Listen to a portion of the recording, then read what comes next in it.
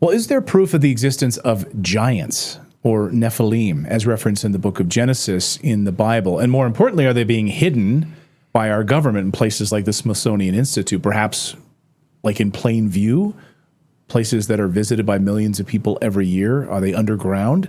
What is the government hiding from us with this story? Timothy Alberino is really a modern-day Indiana Jones who's traveled the world exploring and researching these mysteries. He's written a number of books on countless subjects in the esoteric realm, I would say. How many years have you spent researching this subject, would you say? Giants specifically? Yeah. Probably 15 years. 15 years. And you've traveled the world researching. Yeah. That's incredible. Yep. Here's my working theory. I think that this topic of giants is intimately interconnected with the occult. In a dark way. I think that the topic of giants gets very dark. I think that that behind the confiscation of the bodies of giants, this centuries-old cover-up, century-old, let's say, not century, century-old cover-up, is a very dark, there's no other way to say it, satanic Luciferian group. And that they're behind this primarily, fundamentally, they're the fulcrum upon which this cover-up pivots. The cover-up? Yeah. Not the, my mind was thinking the procreation or the... No, the cover-up and the confiscation of the bodies and the artifacts related to the giants. So is this related then to, I mean, I guess it's an appropriate point to ask you about, what is the Nephilim? And from the book of Genesis, and is it related to this occult piece of everything? Yeah, I think it is, yes, directly related. So the Nephilim are this hybrid race of giants that were progenerated, according to Genesis 6, and the book of Enoch, of course, through intercourse between what the Bible describes as the sons of God, what the book of Enoch calls the Watchers, and human women. So you have the Watchers, these sons of God, clearly not human beings, angels, who are procreating with human women, copulating with human women, and progenerating a race of hybrid giants. That's where the giants come from in the Bible. That's the origin of giants, and the only origin of giants is that affair, the procreation of angelic and human women, angelic beings with human women. Now, I've studied giants in different parts of the world, and if you want to go outside of Afghanistan, I haven't gone to Afghanistan for obvious reasons. Outside of Afghanistan, I think that the best place to study giants today is not the United States. It's not even Central South America, where I've spent a lot of time. It's the island of Sardinia. The Nuragic civilization was a very, very ancient, mysterious civilization. Excavating these ruins that were located on the premises, in fact, right under and in the vicinity of the Church of Santa Anastasia, and it's a chapel, it's a Catholic chapel, and they would exhume the bodies. They were collecting all kinds of artifacts from the ruins. This was their job, and everything that they collected, all of the artifacts, went into the church, and they would lay out all the artifacts on the table. They were collecting so many artifacts that they were filling the church up. And in fact, in one case, one of the guys, he went to the mayor of the city and he said, "Hey, we're filling the church up with artifacts. We need more space. We should think about somewhere else to put these artifacts." And the mayor looked at him and said, "Mind your own effing business." And he said he didn't understand why the hostility. They were told to fill the church up, and in some cases to lay the bodies out in the yard next to the church.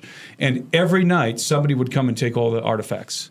They would come back in the morning to resume the excavations, and everything would be gone. So somebody was actively sequestering away the evidence of 9 to 12 foot tall people in Sardinia. And we're talking about the late 70s, early 80s. And one other thing in regard to Sardinia, you can go to Sardinia today and you can still see the remains of what are called the tombs of the giants. That's what they're called. And there's hundreds of them all over the island. There used to be thousands. And they're associated with the towers. So there was a megalith, and they're megalithic, okay? There was a megalith building civilization inhabiting the island of Sardinia. And the tombs of the giants, there's two different kinds. One of them has a trilithon doorway, but it's a small doorway. Like if you or I entered it, we'd have to squat down to go inside. And the other one has a stele, like a stone face with a little doggy door at the bottom. Okay, so both of the tombs have small doorways, and they're both shaped. Initially, when I did my research, I've been to Sardinia a few times. I thought that they were shaped in the form of a bull's head. Because if you think of like the Chicago Bulls emblem, right? You have the bull's head, think of that. That's how they're shaped. But then I realized later on, and that's what I said in my documentary, I'm wrong. They're not shaped like a bull's head. They're shaped like a womb. The tombs of the giants are shaped like a womb. I'm going to tie this into the occult thing I said. So the Nuragic people, these ancient people, it turns out these Canaanitish people, so they're descendants of the Canaanites. We're talking like the Canaanites, the tribes of giants in the Promised Land, right? That the Israelites, that Joshua and the Israelites were contending with. They use these tombs, which are again today still called the tombs of the giants, for something called the rite of incubation. And this was a rite of passage that when young people would come of age, probably 13 years old, somewhere in there, they would go into the tomb and they would be sealed in the tomb for, I think, a few days by themselves. And the whole purpose of it was to incubate, to commune with the Mighty One who was buried beneath the tomb, not in the tomb, beneath. Because the tomb was built in the shape of a womb.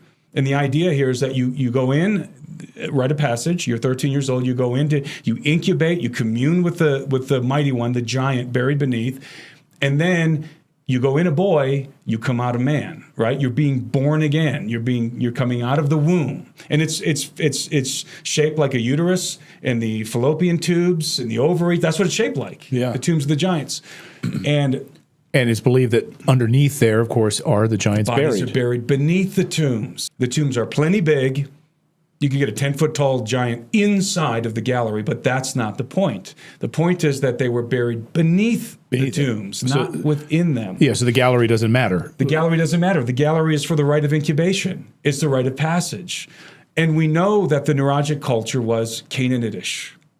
So we're talking about, if these are giants, these are Canaanitish people, we're talking about the Nephilim. That's what we're talking about. And the Nephilim being associated with a rite of incubation. In other words, there was a belief among the Canaanites, and I believe that this belief is still held by members of the occult, that you can commune with dead giants, with the spirits of dead giants, perhaps if you have their remains. And why would you want to do that? Because we're talking about beings that are first of all, exceedingly ancient, going back into the antediluvian world before the flood. So they're very knowledgeable, and they're extremely intelligent because they're not entirely human. They're fathers of the watchers. In other words, the angels. Their mothers were human women. And according to the book of Enoch, as part of the punishment for the watchers and their hybrid offspring, the Nephilim, when the giants died, they were sent to war with one another, and God dispatched an angel that caused them to go to war with one another. And when they killed each other in battle, or if they died subsequent to that in the flood, there was a curse that was placed on them, that when they died, their disembodied spirits would be forced to wander the earth as vagabond wraiths. However, so these are disembodied beings. However, they would have all of the desires of the flesh. They would be hungry. They would be thirsty. Presumably, they would have sexual desires, impulses, but with no bodies through which to fulfill those desires, through which to satisfy those desires. So this is a curse. And so the Nephilim are deathless. By the way, this is the origin of demons in Hebrew cosmology. The exclusive origin of demons. There is no other. Really? This is where the demons that are the possessing demons that you encounter in the New Testament that Jesus is casting out in his disciples. Right. Those are the disembodied spirits of the giants from before the flood, according to the book of Enoch. And so the idea here is that the Canaanites believed that you could maintain communication because they're in this cursed condition, the Nephilim, once they die. You can perhaps use their remains to summon their spirits and communicate with them. And that's what the rite of incubation was about. And perhaps also to become inhabited, possessed by them, by these spirits. So my question is, going full circle back to what we were talking about before, is this what the modern occult is doing with the remains of giants? With the bodies and skeletal remains of giants? Are they practicing these necromantic, ancient Canaanitish necromantic rites? To what end? What to communicate with these beings, to gather intelligence from them, perhaps to become possessed by them for power, for knowledge. The Greeks believe this as well. They believe that the spirits, that those who died in the pre-flood world, those who died in the Great Deluge, that their spirits persisted in the world as muses, as daimons. That's what they called them, demons. But in the Greek perspective, they were good. They were the muses. They would help you. And so the Greek philosophers would always seek a muse. And what does that mean? They're looking for non-human information. They want to gain non-human information from a non-human intelligence. So this is a very ancient idea. And I think, again, that the modern occult, whatever you call them, the Satanists, Luciferians, the Illuminati, however you want to label them, that acolytes of the occult today are using the bodies and bones and remains and artifacts related to giants to try and summon and communicate with the spirits of the Nephilim, with demons. Because, to my mind, I'm thinking all of these artifacts that are there, they're laid out and they're being swept up every night by somebody's coming along and taking these things off. Where do these things go? Are they at the Smithsonian? Are they at these occults? Are they at these Satan spots where they're doing these? I cannot know, but I have good reason to believe that at least some of the remains of giants went to the Vatican. That was going to be my next question. Now, and I don't say that just because I want to create some conspiracy involving the Vatican. No, that's what I was told in Sardinia, that the Vatican was involved. The eyes of that species of extinct giants, whose bones fill the mounds of America, have gazed upon Niagara as ours do now.